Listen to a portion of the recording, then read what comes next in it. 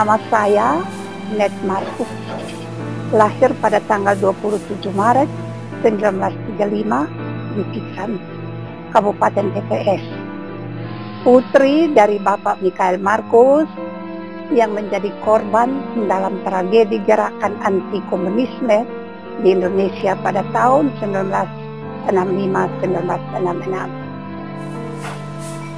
Ada 8 orang dalam keluarga yang menjadi korban, yaitu papa, mama, kakak sulung, adik perempuan, dan sepupu dari mama beserta suami dan 2 orang anak yang dibunuh, termasuk papa, kakak, dan om.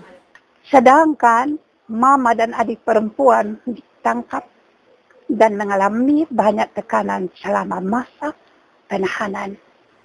Papa adalah seorang guru Injil tamatan Stouffville, pernah menjadi anggota DPR dan DPD, dan pensiun dalam jabatan sebagai kepala kantor keuangan di TTS. Waktu itu, papa saya sedang dalam perjalanan pulang dari Surabaya ke Kupang dengan menumpang kapal laut.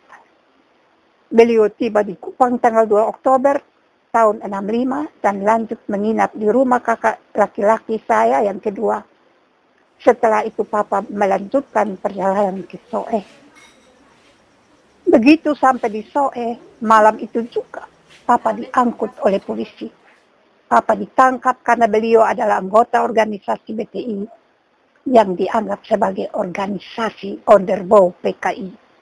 Padahal papa bergabung dengan BTI karena papa ingin mengembangkan teknologi pertanian di daerahnya. Begitu papa ditangkap, maka semua haknya sebagai seorang pensiun hilang. Papa ditahan di Soe, di kantor polisi, di depan gereja Maranatha Soe. Kemudian hari, mama ditangkap secara diam-diam, tanpa pemberitahuan kepada kami anak-anak ataupun keluarga lain. Saya berusaha untuk mencari mama. Saya tidak peduli apalagi, takut, sebab saya tahu orang tua saya tidak bersalah.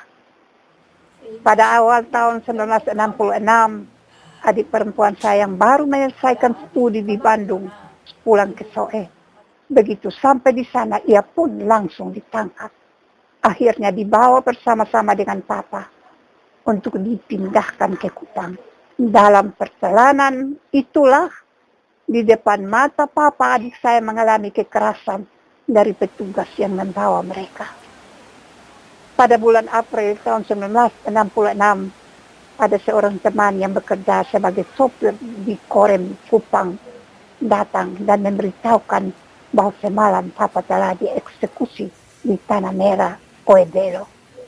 Pada bulan Juli di tahun yang sama, istri dari kakak sulung saya yang ditangkap dipanggil oleh tentara untuk bertemu dengan suaminya.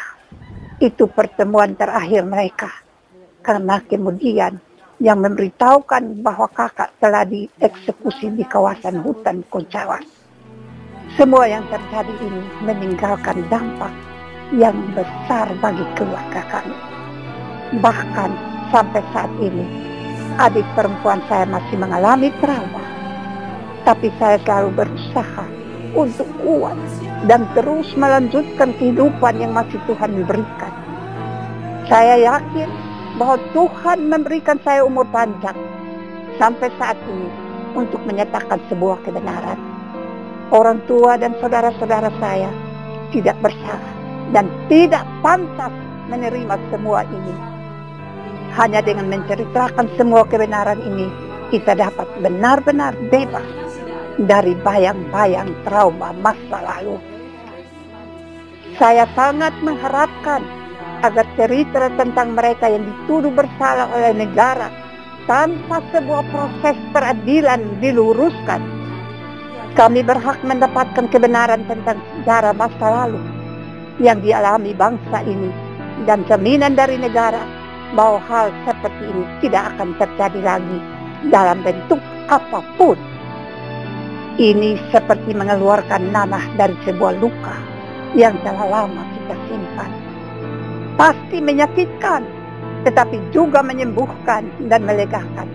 Jangan takut, karena Tuhan yang akan menuntun dan memberikan kekuatan.